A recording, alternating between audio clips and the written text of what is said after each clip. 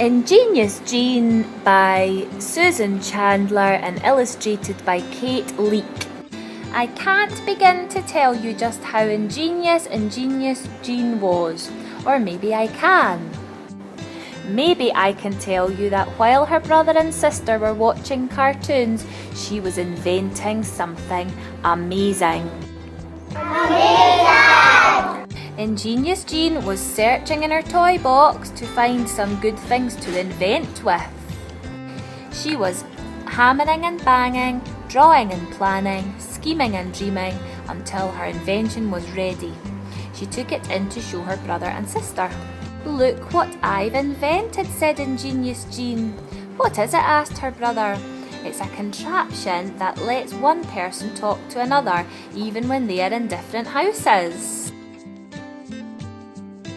They all thought for a moment. "Well, that sounds ingenious," her brother said, picking up the phone to call his friend, "but I'm sure it's been done before."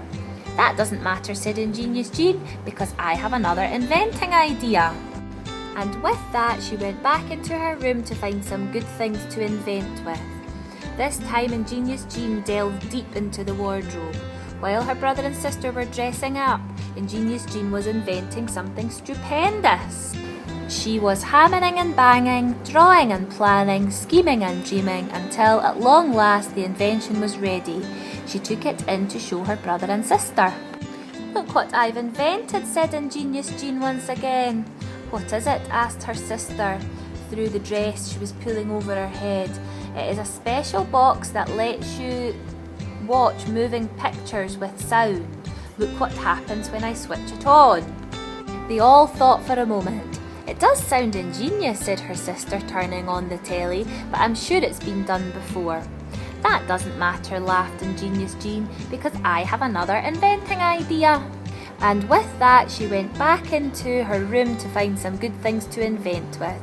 This time, Ingenious Jean rummaged far under the bed. While her brother and sister were playing in the sand pit, Ingenious Jean was inventing something incredible. She was hammering and banging, drawing and planning, scheming and dreaming, building and making until at long last the invention was ready. She took it out to show her brother and sister. "Look what I've invented," said Ingenious Jean, feeling very tired. "What is it?" asked her brother with a bucket on his head. "It's a vehicle that will carry people off into the sky, land in a hot country and then bring them back again after a lovely holiday." Beautiful! They all thought for a moment. "That does sound ingenious," yawned her brother as he watched a plane leave a trail in the sky, "but I'm sure it's been done before." By now she had run out of inventing ideas. There was no point in going back into her room to find some good things to invent with. There was no point in hammering and banging, drawing and planning, scheming and dreaming, building and making. So Ingenious Jean decided to forget about inventing marvellous things and wandered into the kitchen to find something to eat. She found a big bowl and poured some cold custard into it. On top, she scooped some green gooseberry jam. On that, she added a splodge of thick chocolate spread. Then on went some lemon curd, and the next layer was a dollop of tomato sauce. Then, to make it more amazing, she added some salad cream. Amazing! To make it more stupendous, she added some peanut butter with extra crunch. And to make it more incredible, she added some blueberry jelly. And then finally, for good luck, she put in a pinch of salt. Finally! The bowl had become so full with delicious mixture that it started to spill over the top and down the sides. But Ingenious Jean carefully carried it out to show her brother and sister. "Look what I've made," said Ingenious Jean. Her sister dipped her spade into the bowl and tried some of the mixture.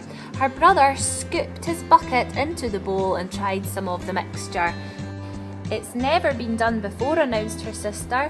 "This is the tastiest pudding ever," exclaimed her brother. They both thought for a moment. Ingenious Jean, they thought at once. What a marvellous invention!